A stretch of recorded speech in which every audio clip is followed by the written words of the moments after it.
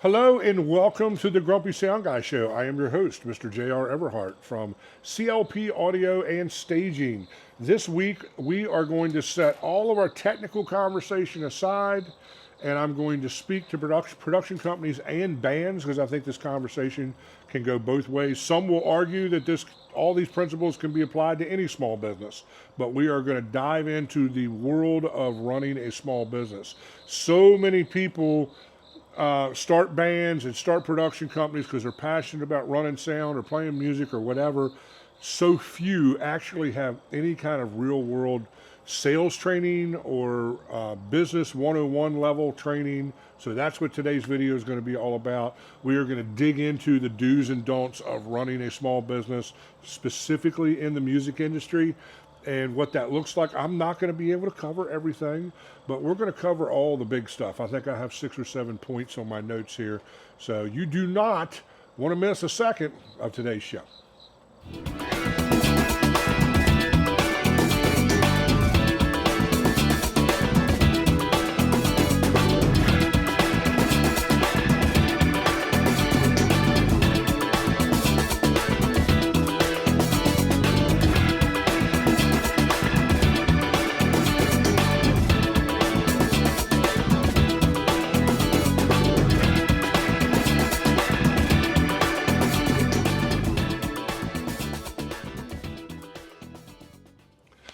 Hey guys, if I could just have a moment of your time to talk to you about this channel. 49.8% of you guys watching this right now is not subscribed to this channel. Will you please hit that subscription button? It doesn't cost anything to subscribe to the channel on the public side here. And then that gives us tools and resources and for my marketing team to be able to do what we need to do to get this content out to people who really enjoy this sort of thing.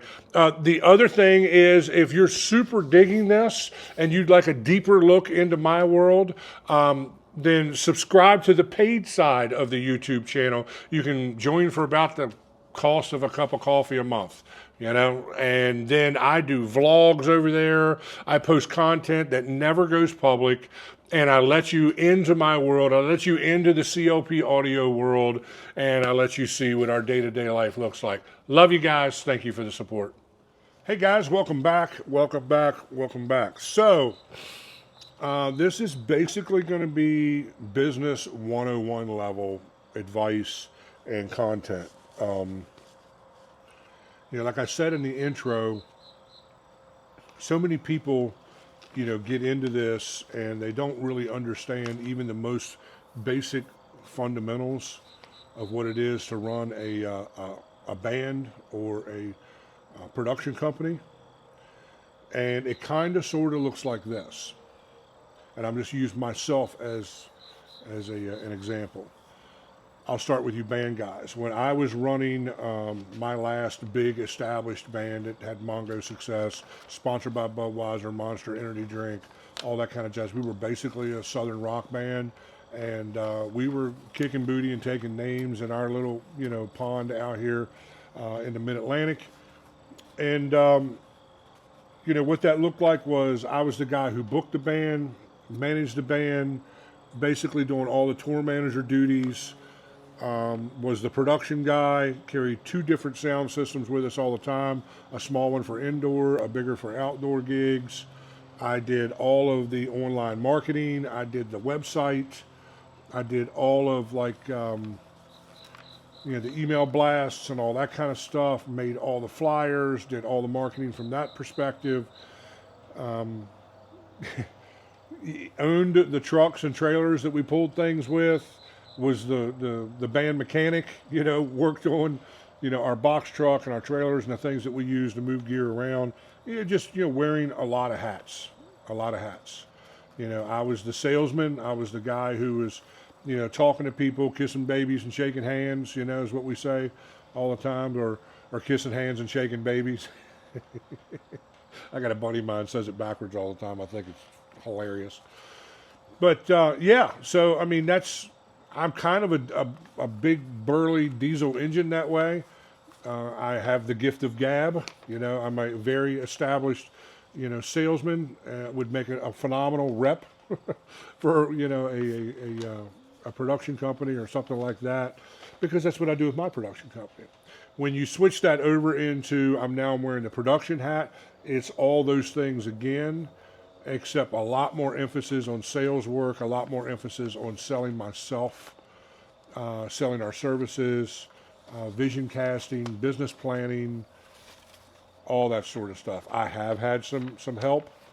I was actually working with a local marketing firm for about, I don't know, 2 years or something, and then that relationship kind of dissolved. So it's all right back in my lap again, which I'm okay with, because I'm kind of a control freak, so I like having control of my destiny and how my company is perceived online and in the public eye. So yeah, I mean it's a lot, dude. And then you can add warehouse manager, inventory manager, repair tech, service manager. I quote every single install, walk-in, club event, festival event, corporate event.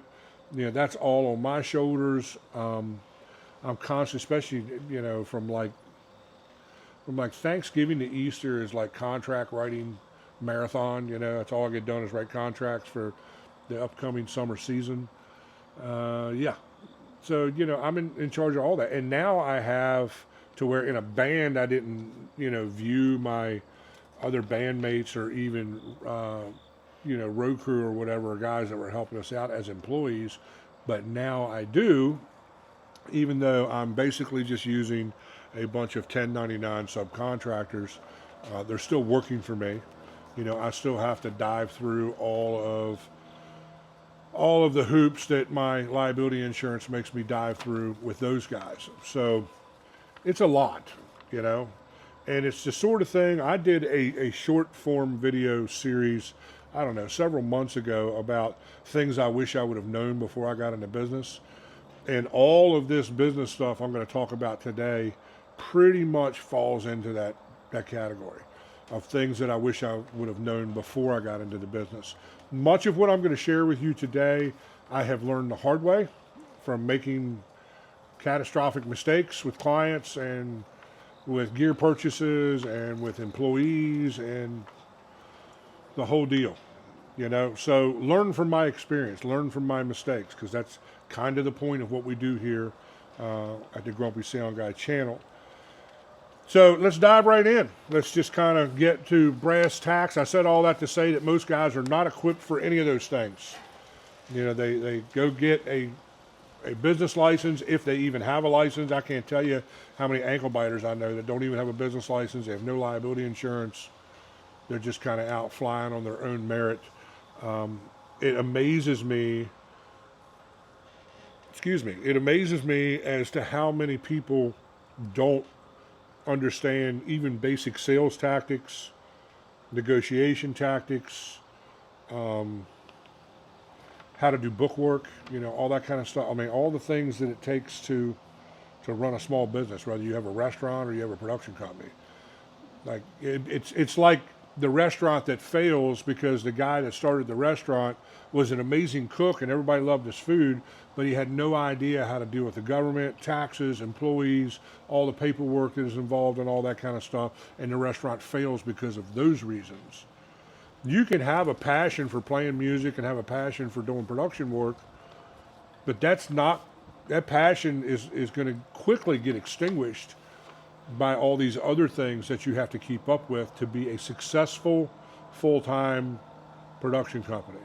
So all this stuff that I'm going to talk about here is aimed toward the guy that's trying to be full-time, or the guy that's like right on the edge of part-time, full-time work and trying to make that transition over. I hope to give you some tips here today that will help you get across that line and prepare for the things in the future. So number one, know your worth. Okay, now the problem with knowing your worth is a lot of guys wake up one day, and I've seen bands do this all the time, and they're like, man, we've been together for 12 years and we're as good as any A-rated band out there, but you're still a B band because you're not really putting butts in seats in the clubs, and you automatically overnight assume that now you're a $3,000 a gig band. Well, unfortunately, your value is not set by who you think you are. although you should understand your self-worth, and I'm going to tell you how to get there. Your value is dictated by your peers and their perceived value of you. That's your true value. Of your clients that are calling you regularly, if you're someone who's the clients that are calling you are paying you $150, $200 a gig, that's radically different from someone like me who the clients are calling me, giving me 4, 5, 6 times that amount, per gig, and they just know that that's where it's going to be before they even pick up the phone. That comes through a lifetime. I've got over 35 years in this business of building bridges into people's lives, into clients' worlds, being focused on the client's experience and making sure they're having a good experience with your company. That's super hard. That's not easy. Especially when the client's barking stuff at you that may or may not be correct for your situation. You got to know how to navigate your way through all that kind of stuff, because their perceived value of you is your value. Unfortunately, you don't get to dictate that. So when I say, hey, I know my worth and I know my value, I'm saying that because I know what people will willingly pay me to do a gig.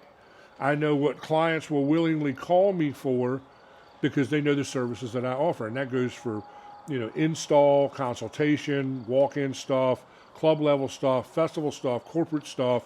I am established in all those arenas after decades of being in this business.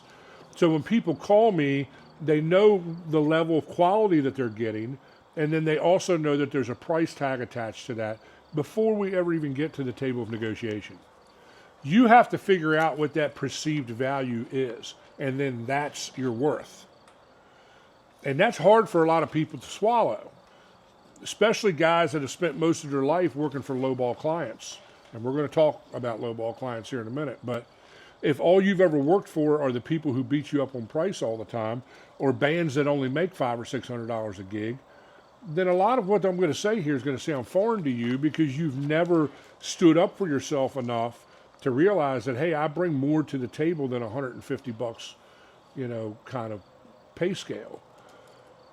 And the hard part about that is when you draw that line in the sand and you say, here is the level for which I'm going to work at, you're going to have to wait out that transition period. And believe me, I've been there. And that might take a year or 2 or 3. The more you say no to the lowball clients, and the more you say no to the people who they don't see paying you, as a priority, they see you as an afterthought, they don't respect or value the services that you bring forward. The more you say no to those people, then the more your perceived value starts to go up. And you just have to be, really, really good at marketing those points without being an arrogant jerk online. Because let's face it, social media has made all these things exponentially easier than what it ever would have been back in the day before the internet when I was coming up in the business, where you actually had to go out and shake hands and hand out cards and talk to people. And just invest enormous amounts of your personal time to build bridges into these environments that you want to be working in. So yeah, you come to the table knowing that you can operate on this level efficiently, correctly. It's not a pipe dream. You have a proven track record of operating on this level. And then you draw a line in the sand and you say, here is the bare minimum that I can work for and turn a measurable profit. And then you start seeking out bands that aren't production poor. If there's bands that are further up the ladder, maybe they already have a sound guy. Go become friends with their sound guy, and then, tell them, say, hey, look, if you ever need a hand with something, or if he's on vacation and you need somebody to cover something, that's how you kind of get your way into those circles of people. Now, you may never become that band's sound guy, but you're rubbing shoulders with the people who hold the keys to the kingdom. Because let me tell you, the people who hold the keys to the kingdom are the ones that are busy, the ones that are already doing this full time. They're the people you want to be, interning for or, donating time to, because it's an investment in where you want to go. Now, you can't make a habit of that because you can't run a business under those parameters of working for free or just working for a break-even price. That's impossible. You'll just run yourself into the ground. And all of you people who say, well, I only do this for the love of it. I had a guy stand in my shop 3 days ago telling me that he works in the church market predominantly, and he refuses to charge money for his services. There's so much wrong with that, I don't even know where to start. So, I mean, I'm not going to even put any effort toward trying to unravel that. If that's where you feel like you want to be, then hey, man, so be it. You know, chances are the clients you're doing stuff for free for are never going to call me anyways, because they know that I don't fit into where they want to be, or I'm not easily manipulated. You know why lowballers don't call me? Because they know that I'm not easily manipulated. Because they know I'm going to push back as hard as they push at me when it comes time to negotiate the deal. Look, we all want to get it done, but I mean, if money is more important than quality of services, then I'm not your guy, you know? And this guy who was standing here talking about doing it for free, you're only going to do that for so long before that doing it for free thing is going to, or even break-even price. I'll throw those guys into this conversation. Even those break-even guys, it's only a matter of time before that beats the love of this business completely out of you. And it will. I promise you it will. This is a brutal business to be in if you're doing it right. So if you're not making money at it, I really struggle to believe that you're going to have any kind of longevity. Now, maybe the guy's only doing 2 or 3 shows a year or something, or maybe his volunteer time at the church is kind of scratching that itch for him. You know, the nice thing about being a volunteer at a church is you don't have to work every weekend if you don't want to. You know, stand up to the powers to be, because they will use you and abuse you too. Listen, I'll let you in on a little secret, you church production guys, if you're watching. I have been used and abused way more by churches than I ever have by any secular entity that I was working for. I'll give you a second to think about that.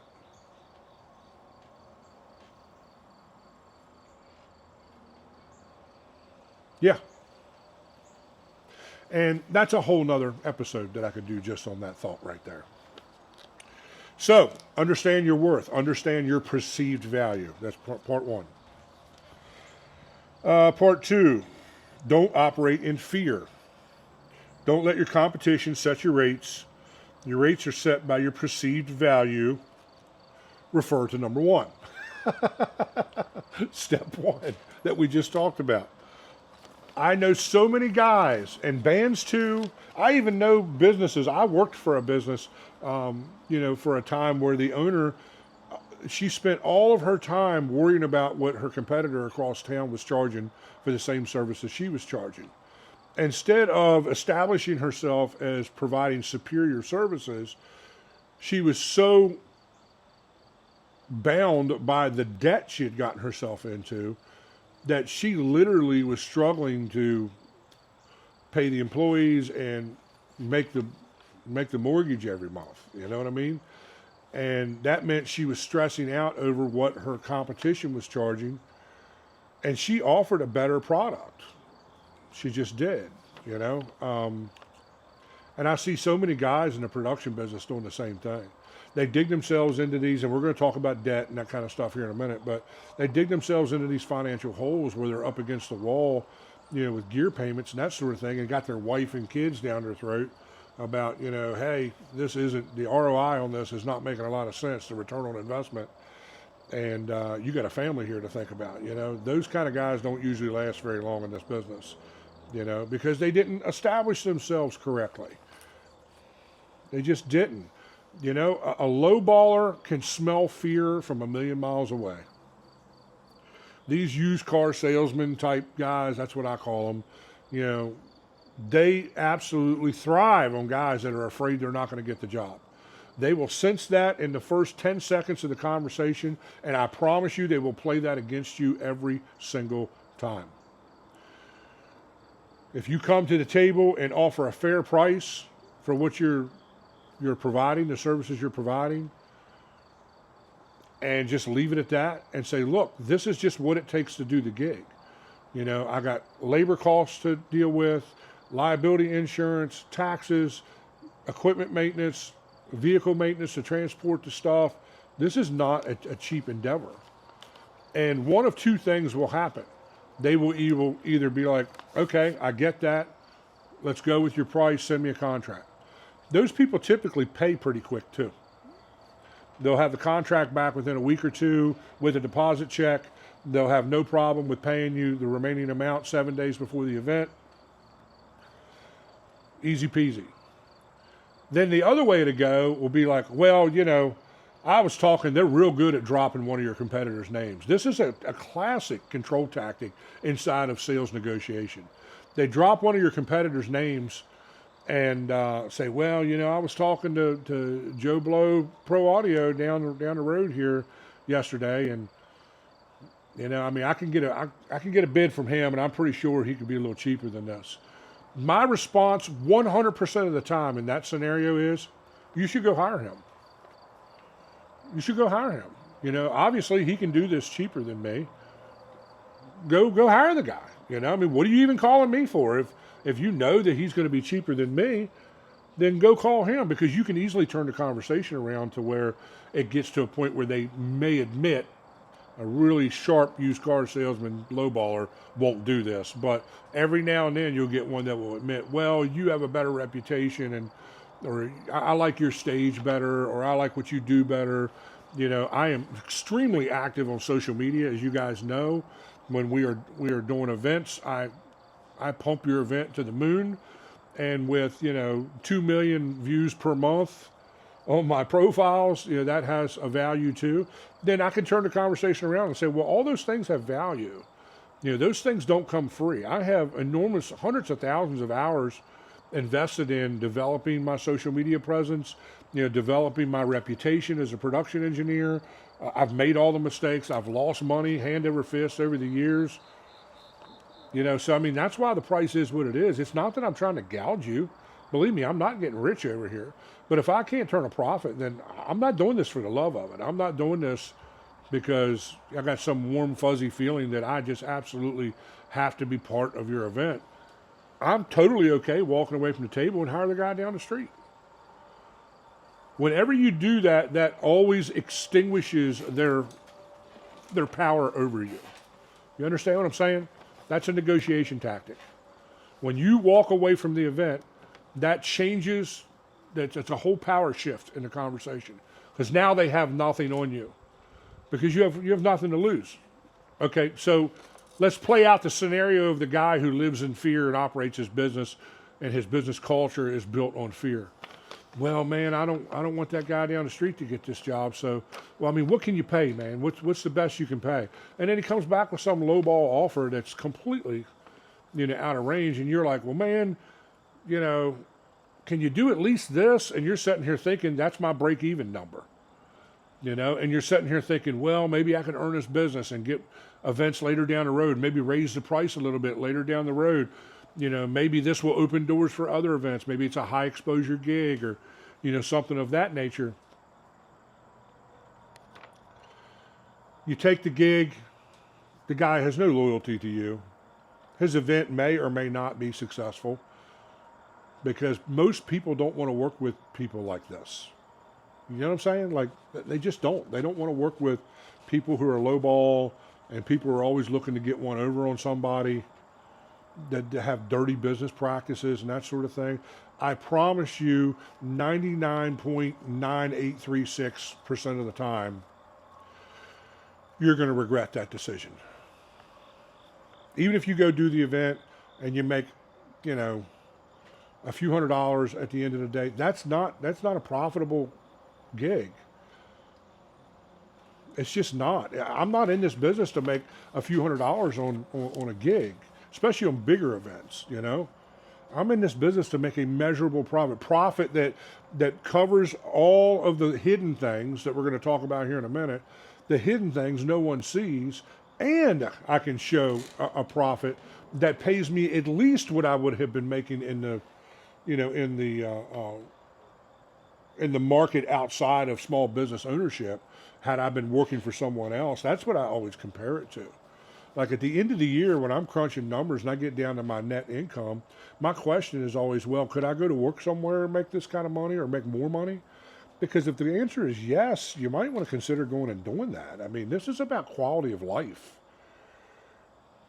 not about who has the loudest sound system or who's getting the best gigs and all that. I mean, all those things are all fine and good, but at the end of the day, you got to pay the bills, man. You got to live, you got to survive, and you should be putting money away for the future, which is a huge mistake. Everybody makes in this business, myself included. You know, retirement will one day come knocking at your door, and the more you put it off, the harder it is to put that money together.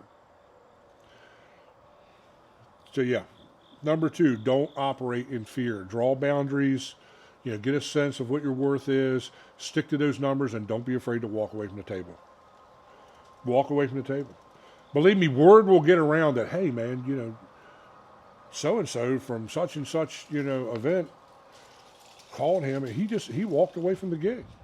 I just this month walked away from a gig because the client wanted to give me a hard time about signing a contract. I gave him 5 months to sign a contract. He didn't want to sign a contract and wanted to act like, you know, well, I mean, if there's a problem with that, I'll just find somebody else. Okay, find somebody else.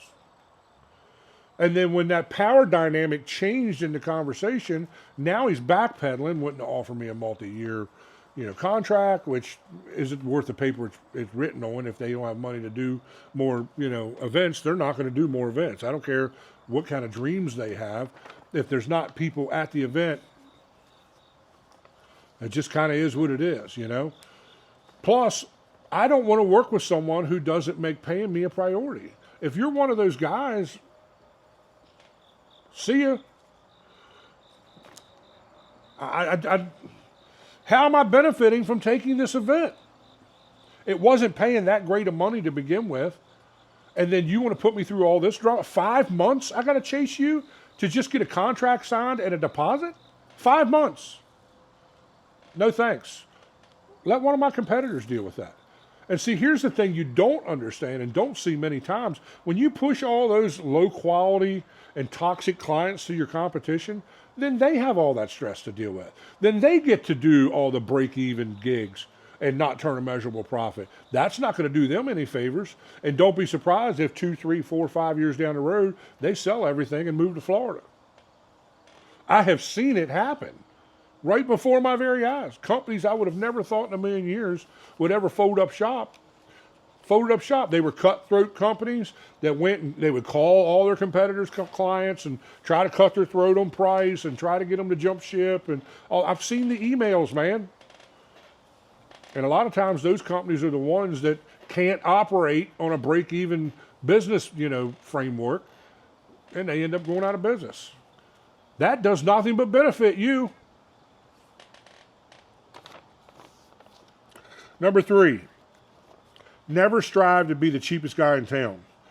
The cheapest guy in town will never last or thrive. At best, he will struggle to stay alive until the frustration of the business robs him of his love of the business and he gives up. That kind of piggybacks on what I was just talking about. I know guys that get into this business and their first thing out of their mouth is, well, I'm just going to be, if I'm the cheapest guy in town, I'll get all the work. Okay, yeah, you probably will. But at some point, you're going to be looking at the numbers like, well, wait a minute, I'm not making any money with this. I'm just pouring money into this money pit of gear and trying to keep up and vehicles breaking down and trailers, your bearings falling apart on alongside of your city's, beltway in rush hour, and you're risking life and limb trying to put a spare tire on your trailer or do something. Like, there's so many things. I talked to a guy that had that happen to him on the Bay Bridge, coming across the Bay Bridge, and it almost cost them their life. The truck ran into the guardrail to go over the side of the bridge. The bridge is like 150 feet in the air or something, or 200 feet in the air. I mean, it's nuts, dude. You will never make it in this business being the cheapest guy in town. Never, ever, never. And some of you will argue, well, when you're first getting going and you don't have any perceived value and no one knows who you are, you got to take the work you can get. Look, I don't argue that, okay? I don't argue that. But if that's where you live for years and years and years, especially if you're a weekend warrior and you got a big paying day job, really all you're doing is just devaluing the business. I talked about that today in the short form video that I had put up online. You're not doing anybody any favors, man. You're just not. Being the cheapest guy in town is never going to get you where you want to go. Number 4, be smart with your money. Don't chase the gear of the week fad. Find gear that works for you and then let that gear work for you. ROI, that stands for return on investment, should always be what dictates gear purchases. Either your current gear isn't getting it done, or you have clients that are habitually asking for gear that opens doors to bigger profits. Buying gear, I got to flip pages here. Buying gear to keep up with the Joneses will make you a slave to the loans that you have to take out to buy said gear that you really don't need. I am in this situation right this very second. Let me tell you a little story, boys and girls. So as many of you who have been following me for years know, I have been on the fence about buying a Line Array rig, okay? I struggle with it for a variety of reasons. First of all, none of my clients are asking for Line Array. My clients are perfectly happy with the point source systems that we use. We have really good, high-end, passive, wooden box, industry standard point source, boxes. I am talking about like a K12 rig and single 18s. No, I'm talking about horn loaded, Baltic birch boxes that get stuff done, okay? I'm talking, predominantly for my outdoor stuff because that's where Line Array would come into the conversation. Now, I'm smart enough to know that you don't get Line Array clients unless you own a Line Array.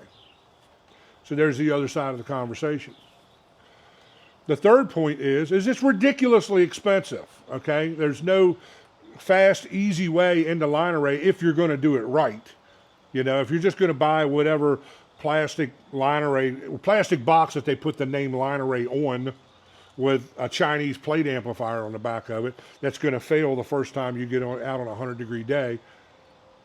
Okay, well, you can nickel and dime your way through those rigs. No, I'm talking about boxes that are going to last, for 10 years or more. Probably passive Line Array, that sort of thing. And I've just kind of been on the fence about it, man. In order to do it right, for me, in my world, the way I would step into Line Array, it would cost me no less than 40 grand, probably realistically more around 60 or 70 grand. It's a lot of freaking money, dude. You know what I'm saying? It's a lot of money. We're talking $40,000 to $70,000, okay? Think about how your mortgage would change if you put $40,000 or $70,000 down on your mortgage. Your payment would probably get, cut by a third or something. We're not talking about nickels and dimes here. We're talking about boxes that are anywhere between $2,500 and $5,000 a box, depending on what you get. I've been trying to shop for that needle in the haystack rig where I'm getting all the things I want in the sense of being a wooden box, a passive box. I like 3-way boxes. Would love to have that, or at least a really good high-end 2-way box. That sort of thing. Even used, to get used VTX or used L-Acoustics or D&B or Martin or Meyer or any of the big dog Pro Touring rigs. To get a rig that's 10 years old or 15 years old, you're still going to be paying $2,500, $3,000 a box. Now that's a good deal for those boxes, but if you need 12 or 16 of them, I would like to ultimately have 14, hang 6 per side, and then have 2 for a center fill. But do the math, dude. You're talking 40 to 70 grand. And that's not counting the power and the processors. If you're buying a VTX rig, you need to buy V-Racks and use their processor, the whole OmniDrive thing and all that jazz. None of that stuff is cheap. Those racks are, $20,000 a piece. You know what I'm saying? It's nuts, dude. The amps are $10,000, $12,000 a piece. It's insane. The other side of that conversation is, I have a whole stable full of M32 stuff. It's getting the job done. No one's complaining. Everything is honky-dory. But I'm also smart enough to know that this is aging technology. M32s, I think, is kind of like karaoke. It's going to be around forever, probably. You know, there's going to be clubs love them because they're cheap consoles that get it done. You know, X32, M32. You can pretty much swing a dead cat in any major city, and most of the clubs are going to have probably an M32. I see it all over my Facebook feed from you followers. You know, I mean, it kind of is what it is.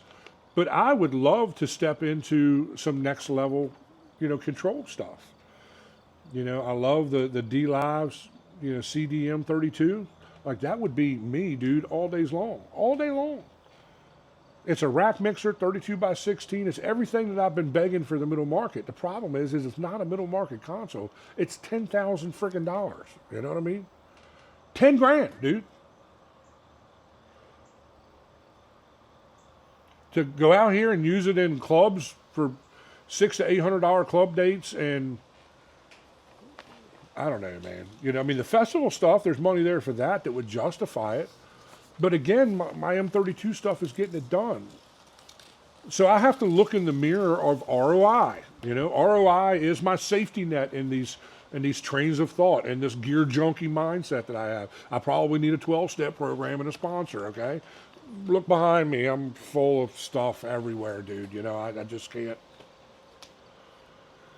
I can't get away, you know, from it all. It like it breeds in the corner back here. We have a section in my shop that is the section for gear we do not speak of. It's kind of a play on words with the M. Night Shyamalan movie, The Village. And it's gear that we just, you know, we accumulate it somehow. Somebody gives it to us, or we bought a big package of gear, and this is kind of like, you know, stuff that's just lingering behind, you know, those packages. We put them in the section of the shop of gear we do not speak of. And it sits there and it grows mold, or it does whatever it does, or I finally get tired of moving it around and I'll sell it. But ROI is always the safety net that brings me back to where I need to be. You know what I mean? It says, hey, do you really need this? Do you genuinely, really need a $10,000 mixer to do what you're doing? And the answer is no, I don't. Not yet, anyways. Now, if being a smart businessman, I can start saving money for something like that and put a little envelope aside or a hidden savings account somewhere where I plow money into that, let it accumulate, let it grow. And then if I got an extra 10 grand that's not coming out of my general budget, it's not money I had to borrow, and I run off. If I wait a year, I might be able to get one for 8 grand that just came off a tour or come out of a church install or something like that.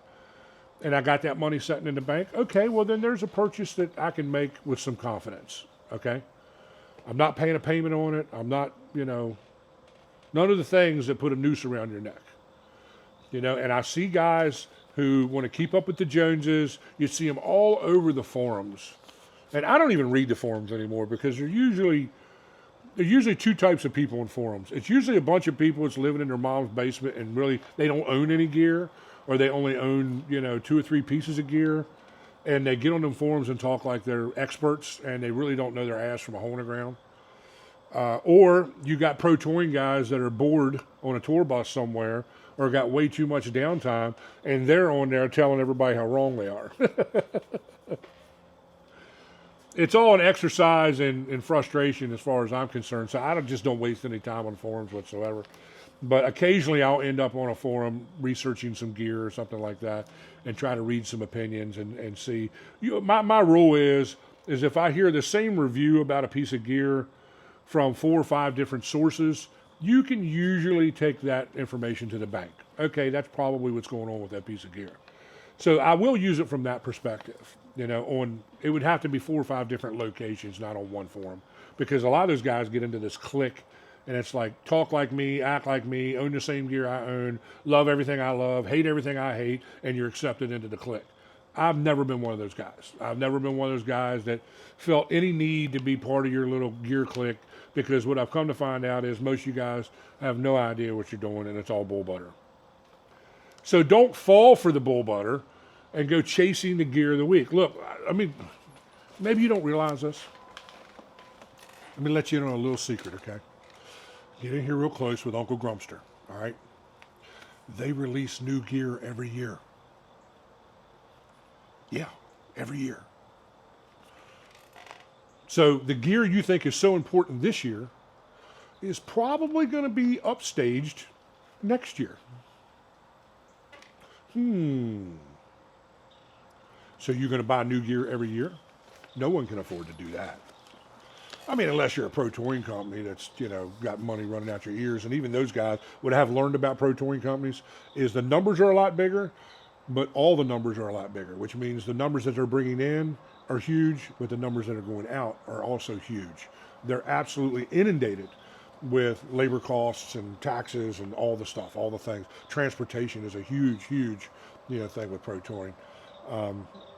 So not all that glitters is gold, ladies and gentlemen, Get out of this chase the gear of the week mindset.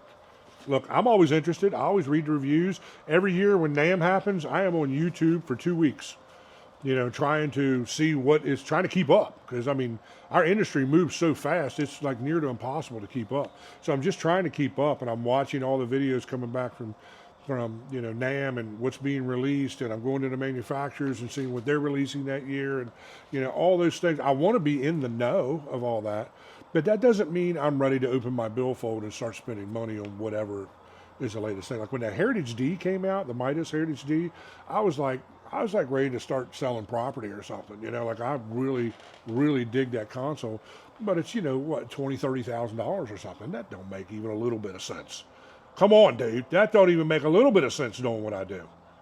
I'm middle market, man. Unless I had a touring company that wanted to rent the thing and send it out on the road and let it make money for me out there, that would be a different scenario. But that's not really how my business is set up. I'm set up to try and make money. The gear that I purchase, the gear I tell you guys to purchase, is gear that I know will make you money for years and years moving forward. So, in the immortal words of the great philosopher Forrest Gump, that's all I have to say about that. Number 5, don't chase clients that don't see the value you bring to the table. I know that's a double negative. I didn't charge you extra for the second negative. I gave it to you free of charge. Let me read it again, in case you missed it the first time. Don't chase clients that don't see the value you bring to the table. Look, I went to public school. Work with me. Lowball clients have zero loyalty and will always keep you in a place of minimal profit. Don't enable this business culture in your world. We talked about this a little bit earlier in the video. Let me just hit it again, and then we're going to move to the last 2 points, and we'll be out of here. Lowball clients, in their minds, they want to make the maximum amount of money that they can make on every single event. They're not willing to, or they're not beyond stepping on people to get there. They don't care about your profit margin. They only care about their profit margin. And they will beat up every vendor. I've talked to like Blue John vendors who are like, we won't rent Blue Johns to, so-and-so down the road because he's a jerk lowball guy. Nothing will get me to never answer your phone call again or never want to do business with you quicker than you telling me that you want to pay half of what I usually charge to do what I do. That's going to go nowhere with me. That's going to fall on deaf ears every single time. I am not going to entertain that kind of business culture in COP Audio and Staging. I will sit here on the couch eating popcorn and watching Netflix, okay? I will not go out and work for a break-even price. I will not go out and work in a negative, God forbid, in a place of losing money. I will not do it. I absolutely will not do it. And you shouldn't either. Because when you do, now you're enabling those kind of clients to continue to be who they are. Look, they will eventually find someone that will work for the price they want to pay. And then, sadly, it's usually the bands that have to put up with whatever mess they end up having out there. And then if they come back the next year like, hey, dude, we tried this. We realized that the budget wasn't where it was supposed to be. And because I didn't fall for any of that, and I wasn't rude or anything like that, but I stood my ground, in their eyes, I have a higher perceived value. Now they're coming back saying, we'd really like to kick this up to the next level. And then depending on how much of a jerk they are will greatly depend on whether I'll even take the gig at that stage of the game. Because, okay, they agreed to my price, but you still got to get paid, dude. They still got to sign a contract, get a deposit in within 30 days of you giving them the contract. They still got to be okay with paying the remaining balance 7 days before the event.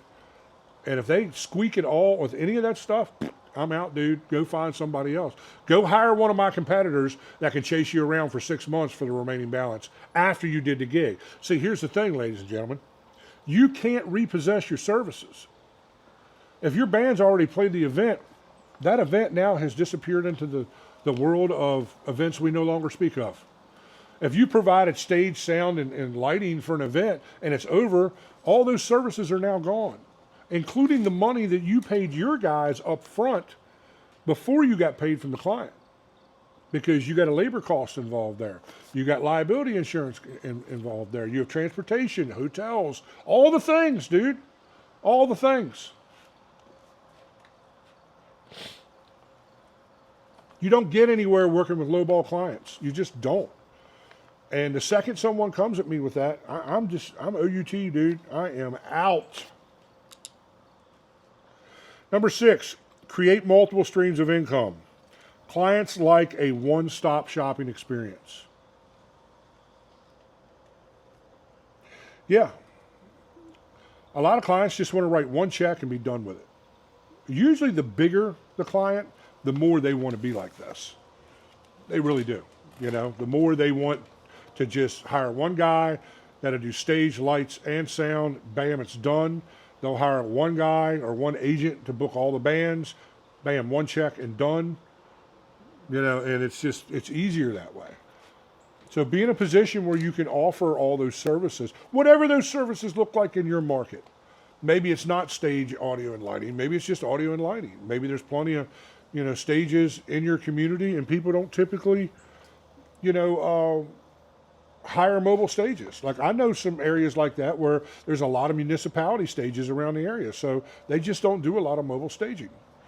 Most of the clubs have really nice staging outside under pavilions and things like that. They live in cities that have big budgets for city park amphitheaters, and hey, dude, that's all part of the game, man. It's all part of what we do. But you need to do it all, and you need to build bridges into your competitors' market by renting them gear. So I regularly rent out my movers. I have a whole gaggle of Intimidator Spot moving lights that I rent out to one of my competitors here locally. I rent my stage out to 3 or 4 or 5 different, companies that are technically my competitors. And when I go to their gigs, I take my logos down. I stay in my lane. I respect their clients. If their clients come to me asking about business, I don't try and cut the dude's throat and give them my business card. In fact, I'm so anal about this that I've had clients come to me and say, we would like to just do your stage directly to you. And my response to that is, well, you get me through this guy. So you need to come up with some kind of thing with him, or I need to come up with some kind of thing with him. And if they're like, well, we don't need sound and lighting anymore, we got a guy who works for us that does that, we just need staging. And I'll say, okay, and I'll give them a quote, and then I'll go to my guy and I'll tell him the situation. I'm like, look, they say they don't want your services or they don't need your services anymore. They want to rent the stage from me. I will happily pay you a commission because you're the one that got me in the door here. I think this is just proper business practices, and this is why people call me to come bring my stage out at their events, because they don't have to worry about me stealing their clients. I just think that's rude. Maybe I'm crazy. Look, I learned a long time ago that I was never going to get rich because I wasn't crooked. Okay? Yeah, I'm a man of integrity. You know what I'm saying? I may have a lot of mouth and a lot of bull butter to me. I get all that. I got big opinions. I get all that. I'm not always right. I'm okay with that. I'm not trying to be right all the time. I'm just trying to share my experiences. But if you hire me to come provide staging on your gig and your client comes to me and tries to cut your throat, knowing that my company offers the same services, I'm going to have that conversation with the guy, my competitor that hired me. I'm not going to hide that. I'm not going to try and jump ship and and take this work from them. I mean, there would have to be some kind of overwhelming circumstances where I caught him trashing my company or something like that or whatever, which is not the relationship I have with my competitors, because most of them are friends of mine and we all stay in our lane and we help each other out. There's more work in the Mid-Atlantic than there are like reputable production companies to cover everything. So we're constantly throwing gigs back and forth to each other. It's just a really cool environment that we have. So I'm not someone who is ever going to go and try to, screw someone who's like, don't bite the hand that feeds you. The Bible says don't beat the ox while he's treading out the corn. You know what I'm saying? Like, leave it alone, stay in your lane, make the money. And, it's a date you filled on your calendar. In a lot of cases, I'm going and setting up a day early at their gig, and then I'm going and gigging on my gigs all weekend and then come back on Sunday evening or Monday morning and pick the stage up and bam, done. I'm double and sometimes triple dipping on those weekends. What am I complaining about? Do I have to be so greedy and so crooked that I got to screw the guy that's throwing me some business because double and triple dipping that weekend wasn't enough? There's only one word to describe those kind of business practices, and that's built on greed. And I'm just not a greedy dude, man. I'm just not wired that way. I don't worship the dollar. I obviously need money to live just like everybody else. But I'm not going to sell my integrity. My integrity is never, ever for sale. Never.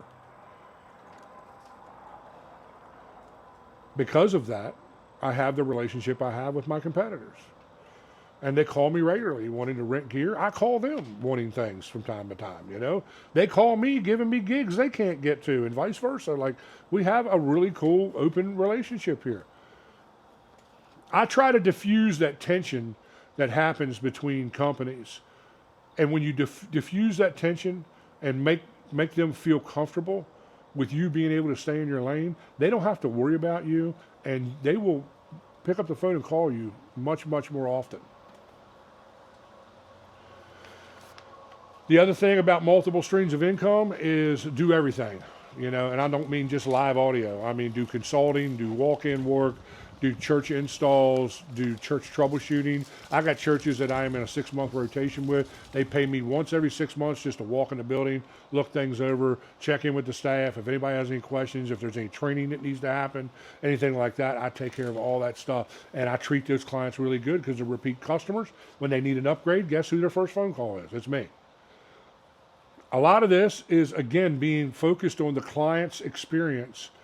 Is your client having a good experience with your company, your services, all those things? If they are, typically they're going to call back. Let me give you another secret, and then we got one more point here, and we're going to be done. You're selling yourself as much as you are your services. In most cases, more so. People want to work with people who are winners, people who are Johnny on the spot, get the job done, and are no drama. My client will never have to come and figure out my problems. I will figure out my own problems. And my client, I'm never going to transfer that stress of troubleshooting onto my client. That's my responsibility. It's what they're paying me for.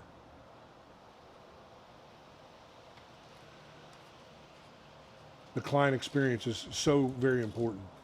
They want to work with people that they like, that they genuinely like. I genuinely have some sort of personal relationship with most of my clients, all of my repeat clients, because we just get to know each other, and I'm genuinely concerned about, when family members get sick, I send them messages and tell them I'm praying for them, and, vice versa, and, all that kind of stuff and everything. Dude, it is what it is. That goes a long way in getting the phone ringing. And it takes time to build that kind of reputation because unfortunately we live in a world where people assume the worst. You're guilty until proven innocent. So I understand that. So when I walk into a new situation with a new client, we're laughing, we got smiles on our faces, we're cracking up and joking around, and we're getting the job done, and we're always Johnny on the spot. One of my biggest clients said to me just a month ago how much they enjoy working with us. They love the energy that we bring to the gig. Because when we get out of the truck, we're laughing. We're in a great mood. We're happy to be there, Even if there's challenges in getting the job done, we're happy to be there and we're going to make the most of it. And I try to create a employment culture of us having a good time, staying safe, and watching each other's back. That's how we stay safe at CLP Audio. We watch each other's back. Those things are all important. And the client notices those things, and it makes them want to pick up the phone and call. Last point, and I'm going to let you go. Insurance, taxes, employees, and transportation. This is the toughest part of running your own business right here. You know, having to navigate through all the liability insurance, you know, being someone who has a mobile stage and flies stuff in the air, that's always a liability. And believe me, there's a price tag attached to it. And it's enough to drive 38,000 people crazy. It is what it is. Taxes, we all hate Uncle Sam. He's a jerk. He's bipolar. He changes the laws every year. It's almost near to impossible to keep up with. I would suggest either getting really good at TurboTax, which is what I do, or put out the money for an accountant that can really help you get from point A to point B. So there's that. I'm to a place now to where we're growing to a place where it's almost unmanageable for me to do taxes anymore. Probably going to look into hiring an accountant next year, you know, in 2026. Employees, we have no W-2 employees. Our employees are subcontractors. They're 1099 guys, but you still have to schedule them, manage them. Most of my guys are freelance guys, so I respect that, you know, and I'm trying to make sure that I can get them on the calendar as far out as I can possibly get so that they don't, you know, they don't get double booked or there's not confusion with things. Many times they'll call me and say, hey, I have an opportunity for a bunch of money. Can you let me free on this? Can you get somebody else to cover? If I can, I will more than welcome to more than happy to let them go out and do another show and make more money someplace else. I get that. You know, we're all trying to make a living here. But if I can't find anyone else, I'm sorry, man, I can't find anybody else. And my guys will typically be okay with that because they know that I try to let them free when I can let them free so that they can make the money they need to make. And then transportation is a huge thing, man. It's, you know, I own 2 enclosed trailers, a 12-foot box truck, a mobile stage, which is basically a 26-foot trailer. So you have to maintain it on the mechanical side the same way you would a 26-foot car trailer or enclosed trailer or something. And then there's the staging part of it. All those mechanisms and moving parts need maintenance as well. Then I have a $70,000, you know, Silverado HD 2500, you know, Duramax truck that kicks my rear end. I just face palm every month when I have to write out that check for the payment or make that electronic payment. But that truck makes me money hand over fist. And I write off all that on my taxes. I write off all of the travel expenses, hotels, fuel, you know, what it costs to maintain the equipment. I write off everything. I mean, down to the penny. To the penny, I leave no stone unturned. None. But that's very labor intensive. You got to keep track of all those things. At the end of the year, you got to go back through your business account and look at all the money that you spent here and there and decide what was business and what wasn't business and add all that stuff up. I mean, it's when I do my taxes every year, it takes me no less than 3 or 4 days, you know, to get everything together, get all the 1099s sent out to all my 1099 guys. I got like, I don't know, 6 or 8 1099 guys, probably 10 now, 1099 guys. And then I'm waiting for all my 1099s to come in from all my clients, you know, so I can put all those numbers together. I keep track of my income in my calendar, and then I have an open note in my iPhone that has all my income of every gig that I do year long. It gives me the ability to track how many gigs per month I'm doing. It gives me the ability to show what quarter of the month or the year pays better than other quarters. I can compare it to last year's income.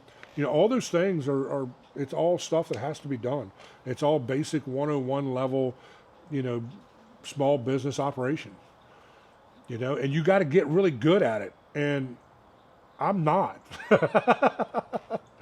I'm good at it because I don't have any other choice. I don't really want to pay, you know, somebody $2,000 or $3,000 a year to keep track of all that stuff. I just talked about hiring an accountant. That's going to probably be just to file taxes every year, not necessarily, manage, our income every year. If I had 30 employees, that would be a different story. But because I don't, and I'm a small company, I can pretty much manage it on my own, and I've been very successful that way.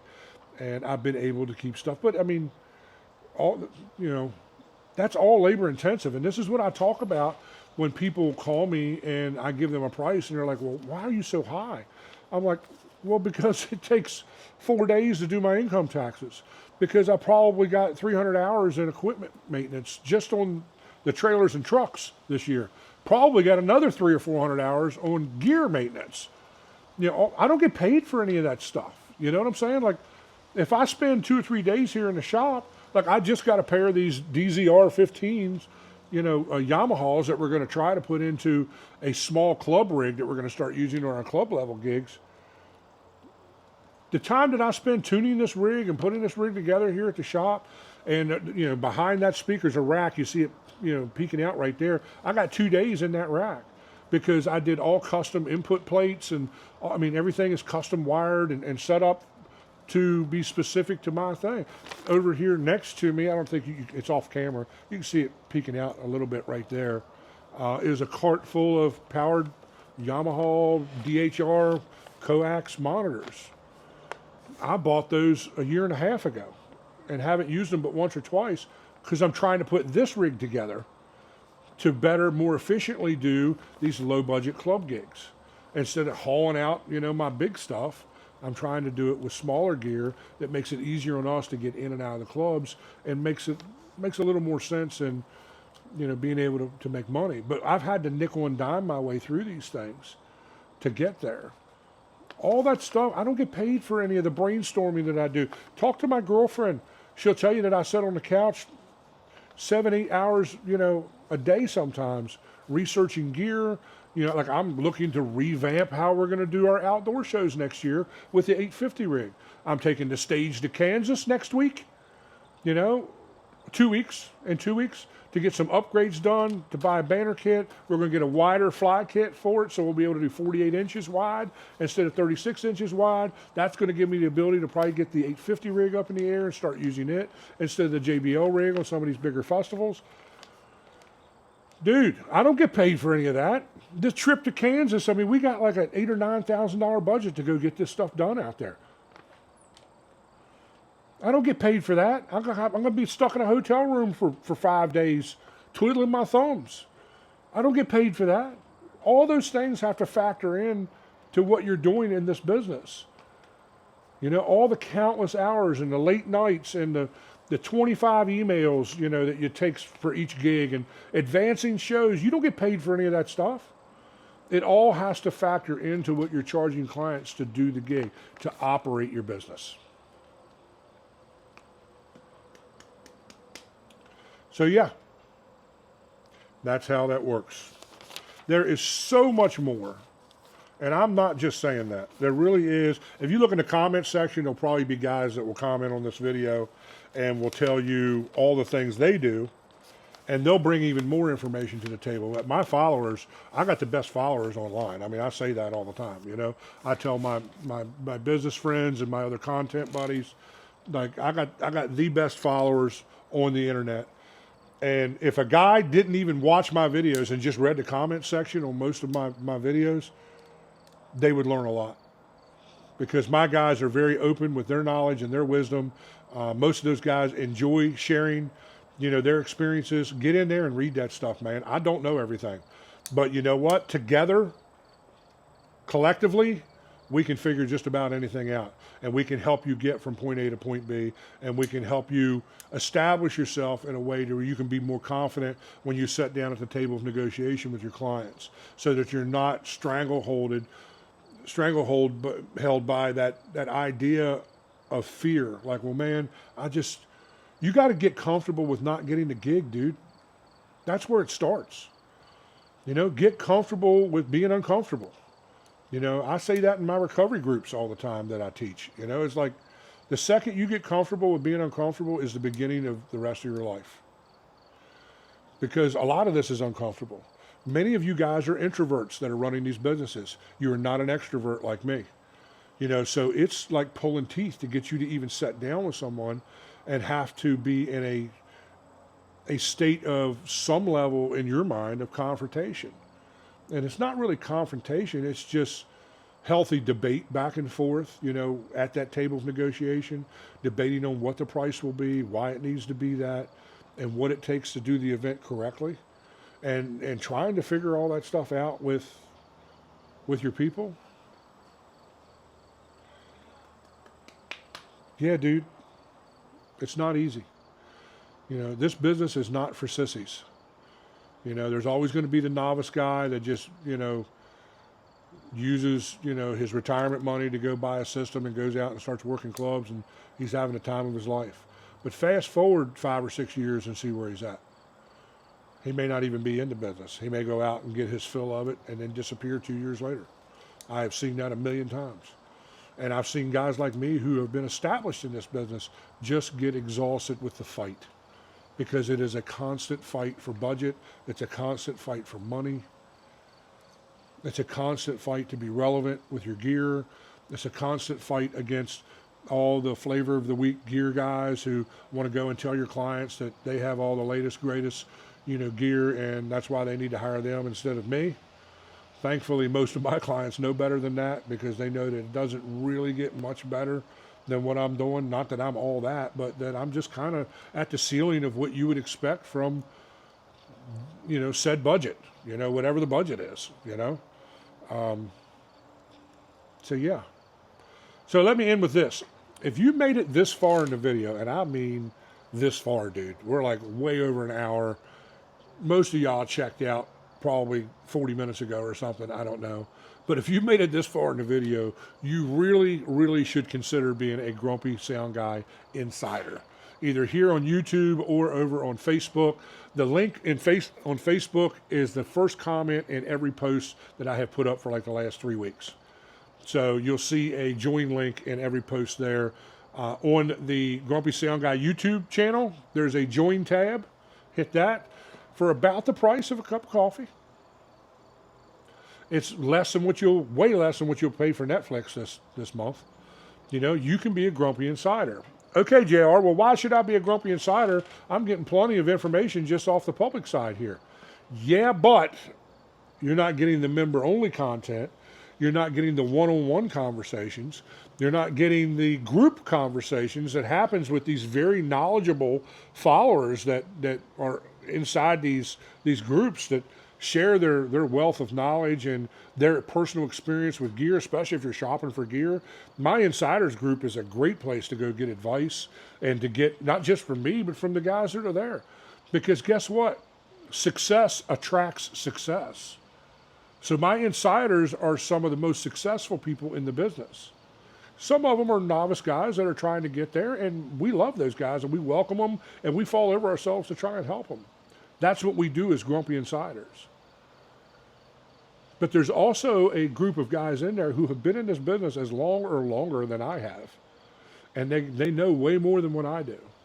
So getting into that Insiders group gives you the ability to be able to tap into that wealth of information for like $5 or $6 a month or something. Like, I kept it cheap for a reason. I could have easily made it $15 or $20 a month thing. No, I took pretty much the bottom entry-level subscription against the advice of my marketing people. Kept it cheap for a reason. I want everyone to be able to afford this. I want everyone to be able to get in there and to be able to take advantage of all the things that happen on the member side. I love you guys. I'll see you next week.